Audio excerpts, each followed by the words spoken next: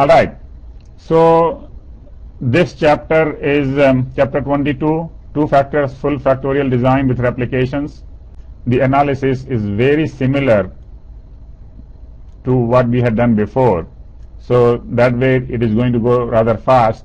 In the lecture we will basically cover the same things in the model, computation of the effects, experimental errors, allocation of variation, ANOVA table, and confidence intervals. By now this should all be very straightforward and clear. So for the model is concerned, if you have replications, so only one new term comes in, and that is this term gamma ij. So previously in the last chapter the model was yij equal to mu plus alpha j plus beta I plus eij. Now we have in the kth replication where we have r replications, so k goes from 1 through r, and therefore in addition to the errors we can also infer one more thing, and that is the interaction. Basically when you don't do the replication, you are assuming that the interactions are 0 and are negligible. And so now we can do gamma ij. So you have now mu alpha j beta I and eijk as the model, and the restrictions are that the sum of alphas is 0, sum of betas is 0, and the gammas also add up to 0, both row wise and the column wise. So whether you take gamma dot j or gamma I dot, the sum is 0. So, and the errors obviously add up to 0 in each experiment. And so basically if you have A levels of factor, first factor, and B levels of second factor, you will have A times B cells, and each cell you will have R replication, so the errors in each cell will add up to 0. Now with this model it's very easy to just add up along each dimension and get the parameters. If you were to add up along k dimension, you get y bar ij dot equal to mu plus alpha j plus beta I plus gamma ij, and the errors add up to 0.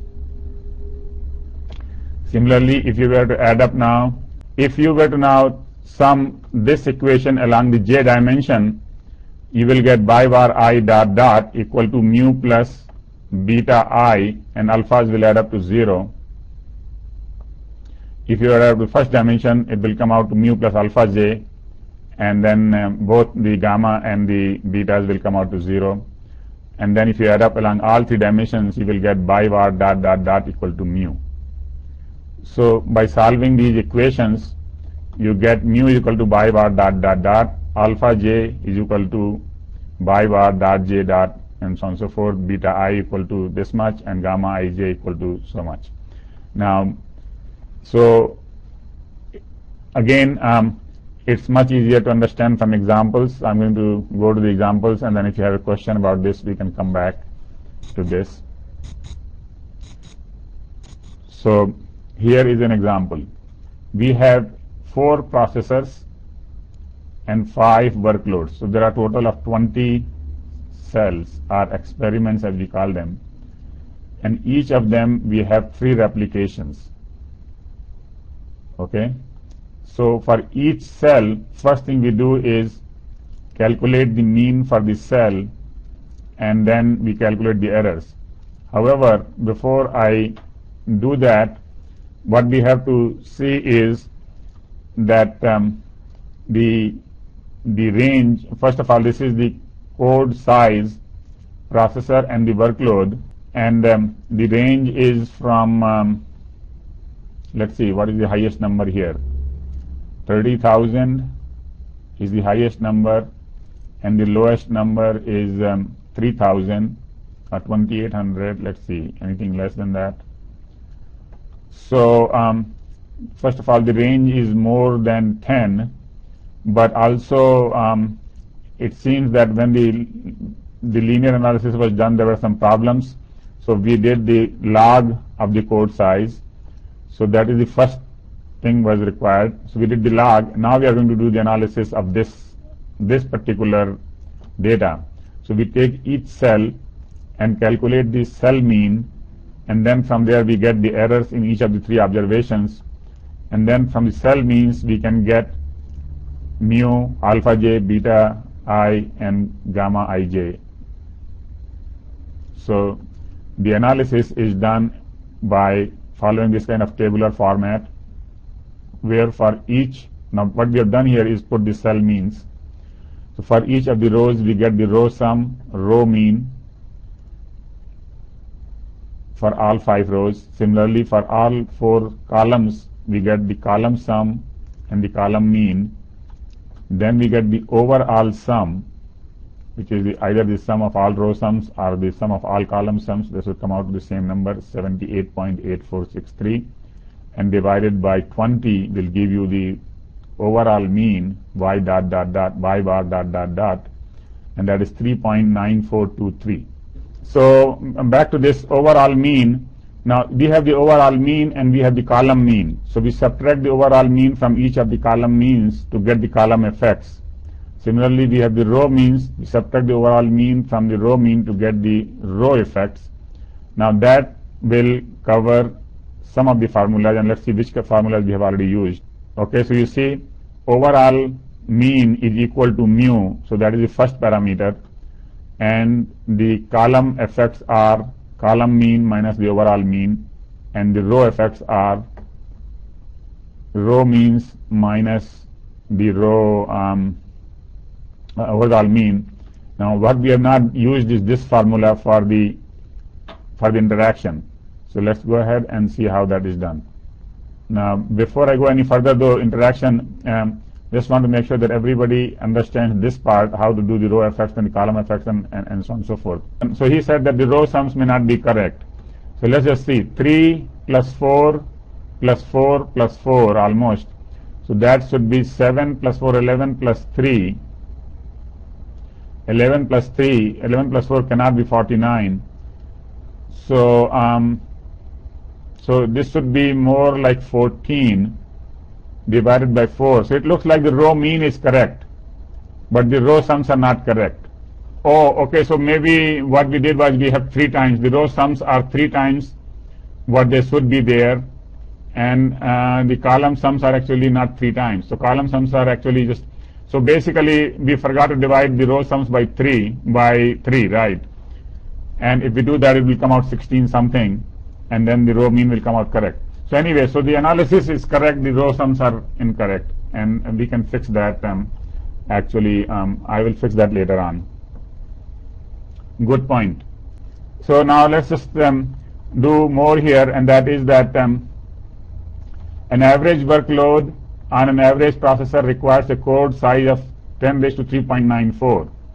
So the number 3.94 that came here, overall mean, that basically says that is the average performance. But since this is the log of the performance, if you take anti-log, it turns out that the average workload basically on the average processor is 8710 instructions. The processor W requires 10 raised to minus 0.023, or you can say 1.69 less code than the average processor. Or if you were to put minus, then it would have come out 1 upon 1.69 and times the average processor. So here we mean, basically less means, not a subtraction, but a division.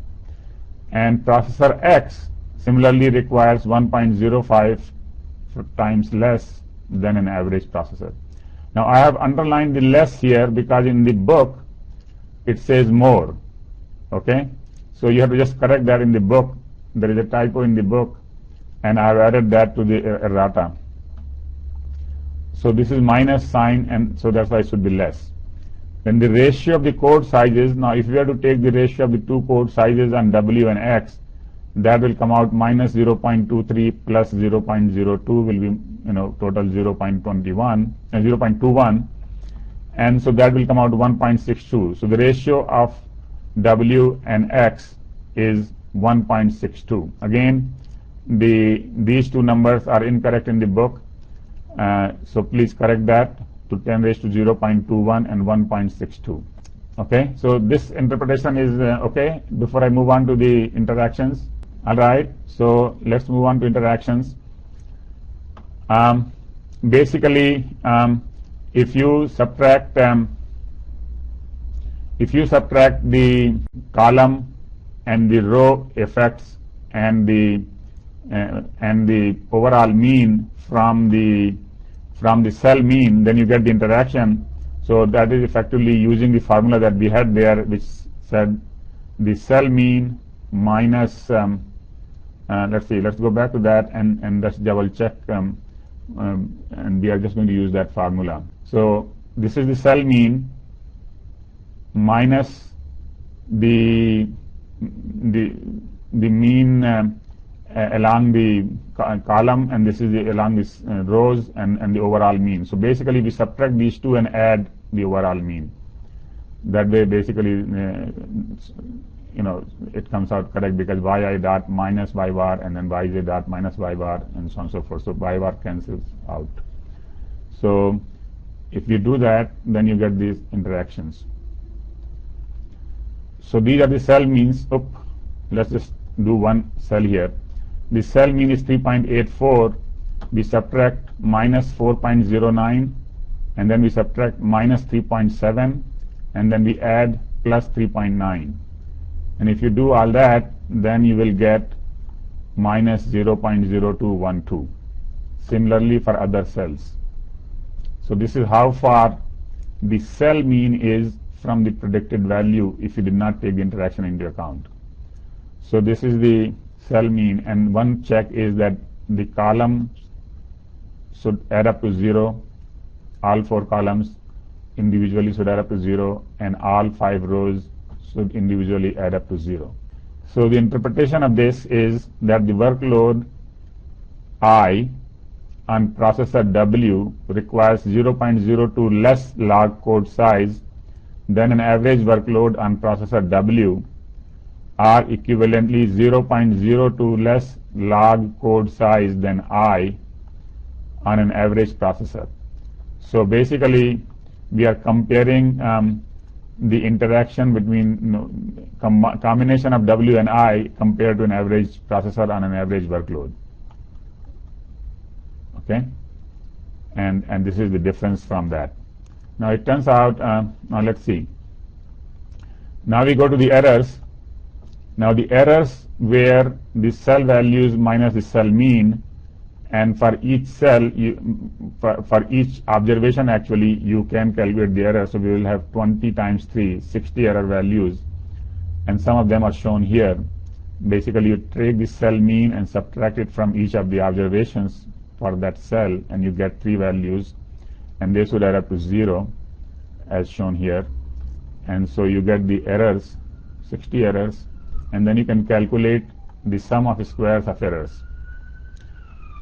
Now this is what happens when you square and add y's. The mu square will add up a times b times r times, so you will get abr mu square. Alpha's a's will add up and beta's i's and so on and so forth. All the product terms will cancel out because they all add up to 0, each one of them individually. So basically SSY is equal to SS0 plus SSA plus SSB plus SSAB plus SSE. And if you wanted to calculate the total sum of squares, which is SSY minus SS0, you get total sum of square equal to A, sum of squares due to A, sum of squares due to B, plus sum of square due to AB plus SSC. And each of these sums can be calculated simply from alpha by adding the alpha squares and multiplying by BR. So you can calculate that value comes out 2.93. So now let us just verify that that is correct. SSA is 2.93. All we are doing is taking the alphas, adding them, and then multiplying by BR. When we go here, these are the cell effects: 0.23, 0.02, 0.36, 0.1. So we add up the squares of these, and then multiply by B times R, where B is 5 and R is 3, so 15. So when you add up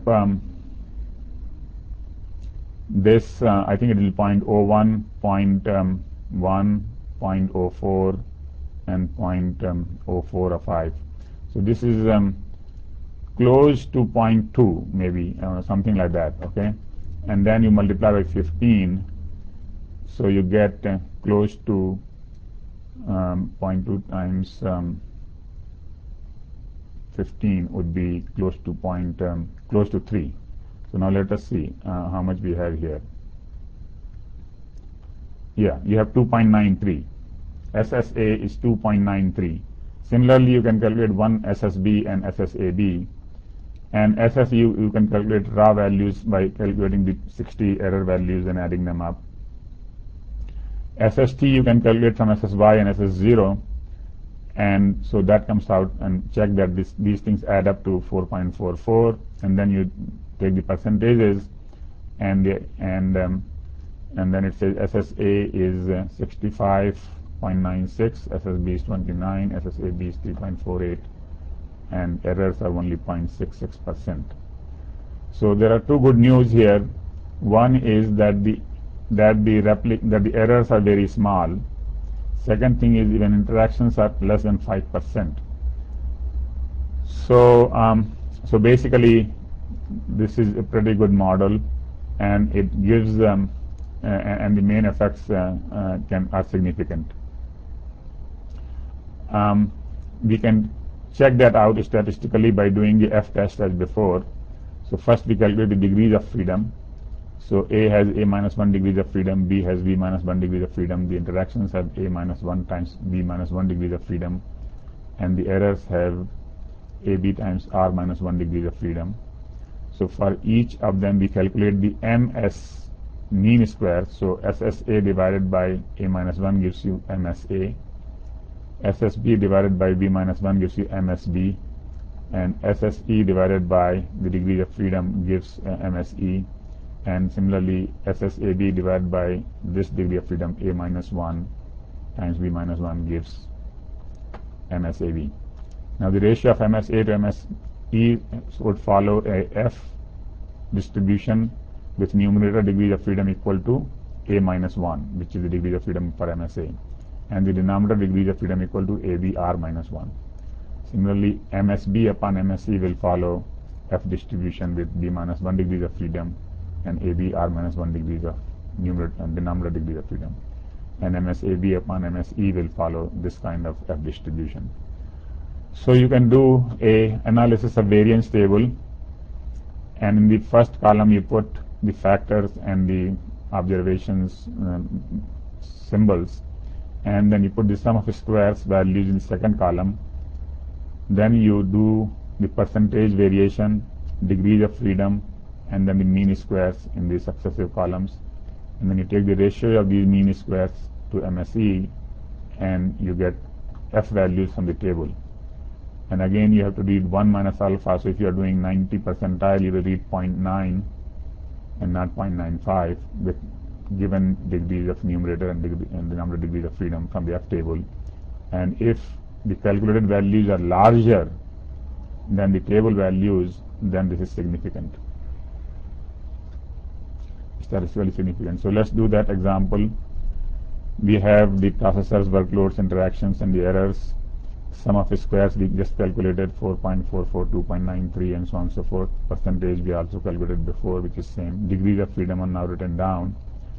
Out of 60 observations, y minus y dot dot has 59 degrees of freedom, because we have already used one for y dot dot. And then we have actually I should put here 3 dots, not 2 dots, so let me make a note of that. So anyway, the processors have A minus 1, which is 3 degrees of freedom. Workloads have B minus 1, which is 4 degrees of freedom. Interactions have 3 times 4, 12 degrees of freedom. And then you subtract this from 59, you get 40 degrees of freedom for the errors. So you divide the sum of squares by the degree of freedom, you get the mean squares. And then you take the ratio of mean squares with the errors, MSE. So basically you get these factors, and from the table you would get these values, which are very small compared to the other values. Now when you notice this, you see the interactions are significant. You see, because the table value is much smaller compared to this.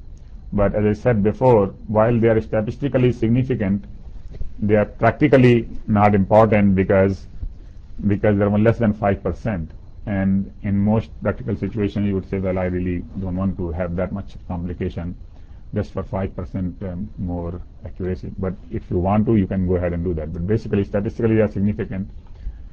And everything is statistically significant, alpha and beta and gamma. So all three effects are statistically significant at 90 percentile confidence. All right, so confidence intervals are again as before. First of all, you calculate the confidence and see the standard deviation for the errors, which is simply sum of squares of errors divided by the degrees of freedom, that is the variance, and then you take the square root, that will give you the standard deviation. And then from SE, you can calculate the standard deviation, actually variance for mu, for alpha j, for beta I, for gamma ij, and any contrast of effects. And so the contrast of effects, as long as the coefficient add up to 0, you can use basically you can use the variance of that effect, whatever effects are, and multiplied by hj square and add that up, and you get something like this here. Okay, and so it could be a function of alpha, function of beta. Actually, this will also apply to any which is function of alpha and beta, but then the formula, you have to derive the formula yourself. It won't be simple like this. Okay, so what we are doing here is basically, if you have alpha j is a normal variable with this standard, with this variance and the mean that we calculated, then you can calculate any function which is a contrast of any of these variables accordingly. Basically, you can calculate the mean and the variance by adding up the variances times the multiplying factor squared. All right, so for the example that we have, the SE comes out 0.03. That is basically the square root of MSE, which was 0.0007, if I remember correctly, 3 zeros and 7. And by the time you take the square root, it comes out 0.003, because there must be some last digit after 7. Anyway, and then alpha j is basically SE times square root of a minus 1 upon ABR. And you do that, and you get this for the alpha j's. So the error degrees of freedom is 40. So using the t values for confidence, actually it turns out for 40 you don't have to use t values, because at 40 degrees of freedom, t is same as what distribution? T distribution is after 30 degrees of freedom becomes something different. Yeah, it becomes normal, so you can just use the z value. So so basically for 95%, for 90% confidence, we use z of 0.95, and that is 1.645, and then using that value, you can calculate the confidence interval. So the effect is significant because there is no 0. In fact, we can do that for all the effects, for mu, for all the processor effects, for all the workload effects, and there is only one that is not significantly different from average, which is this one. So this workload is not significantly different from average, otherwise everything else is significant. You can do even for interactions, and then basically some of these interactions are insignificant, which are marked here, and some of them are significant. Again, while statistical significance is important, if they are statistically significant, then you have to worry about whether they really explain a significant portion of the variation, and if that is small, then we can ignore them in practice. We do the visual tests as usual, and the visual test comes out, in this case we don't see any particular trend, and the straight lines on the quantile plot is pretty good. At most you might say there are 2 points, but most of them is look okay to us. So that brings us to the end of this chapter. Basically, and the only difference from the previous chapter is that now we can estimate the interaction, and so we learned how to do that. And the SSE is calculated for the errors are calculated for each experiment and for each cell in the design, and then basically we can calculate the sum of squares, the mean squares. We can calculate the f values, and we can calculate all the confidence intervals. Okay, so you should be able to do that for this exercise, and I think that is the homework. Let me see. The homework is exactly the same exercise. The main thing is that the answer is given in the book. Some answer is given in the book, but what I am asking from you is not the final answer, which is already given in the book, is how you get there. Okay, so make sure you show all the details of this, and so I want to see all the row sums and row means, and before I go to the row effects. Similarly, all the column sums and column means before I go to the column effects, and so on.